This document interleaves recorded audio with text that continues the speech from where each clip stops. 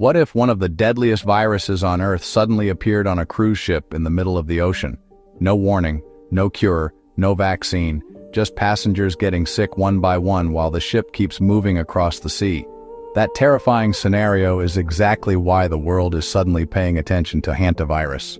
Hantavirus is a rare but extremely dangerous virus carried mostly by rodents like rats and mice. The virus belongs to a group of viruses known as orthohantaviruses, and depending on the strain, it can attack either the lungs or the kidneys.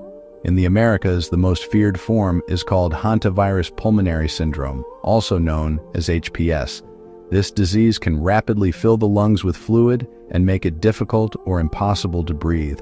The scary part is how easily people can unknowingly come into contact with it. Hantavirus is commonly spread through exposure to infected rodent urine, droppings, or saliva.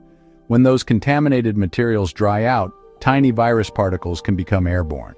A person may inhale them while sweeping a cabin, cleaning a garage, opening a storage shed, or entering an area where rodents have been living. In rare cases, people can also become infected through rodent bites or contaminated food. Early symptoms often look exactly like the flu: fever, chills, muscle aches, fatigue, headaches, nausea. Some people think they just caught a seasonal illness, but then things can turn deadly fast. Within days, patients may develop severe shortness of breath as fluid builds inside the lungs. At that stage, emergency medical treatment becomes critical because hantavirus can quickly become fatal. According to health experts, there is currently no specific cure or vaccine approved for hantavirus infection. Doctors mainly focus on supportive care and helping patients breathe while the body fights the virus. Most hantavirus strains do not spread easily from person to person. That is why outbreaks are usually linked to rodent exposure. But there is one strain that has scientists especially concerned right now. It is called the Andes virus. Unlike most other hantaviruses, the Andes strain has shown limited human-to-human transmission in close contact situations. And that brings us to the cruise ship outbreak making headlines around the world. In April of 2026, a luxury expedition cruise ship called the MV Hondius departed from Ushuaia, Argentina, heading toward Antarctica and remote islands in the South Atlantic. The ship carried nearly 150 passengers and crew from multiple countries. During the voyage, passengers began developing mysterious flu-like symptoms. At first, nobody realized they were dealing with hantavirus. Then passengers started dying. Health officials later confirmed the outbreak involved the Andes strain of hantavirus. Multiple passengers became infected, and at least 3 people died during the outbreak. Several others required hospitalization and intensive medical care. The outbreak triggered a massive international response involving the World Health Organization, the CDC, and health agencies across multiple countries. Passengers were monitored, quarantined, and flown back home under strict medical supervision. Some Americans were placed into specialized quarantine facilities in Nebraska and Atlanta for observation because the incubation period for hantavirus can last several weeks. Experts believe the virus may have originally entered the ship through exposure somewhere in South America before passengers boarded, or possibly through contaminated rodent exposure connected to travel routes in Argentina or Chile. Investigators continue to study exactly how transmission occurred aboard the vessel.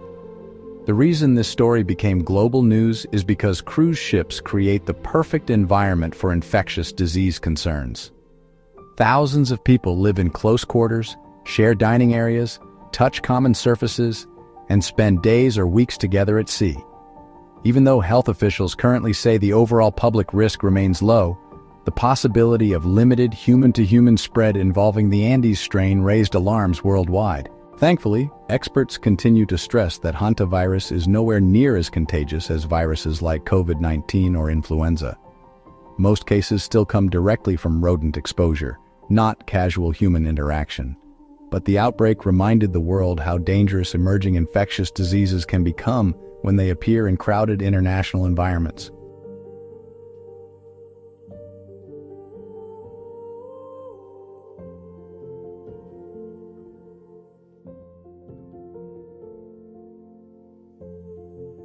So how can people protect themselves from hantavirus? The most important step is avoiding rodent exposure.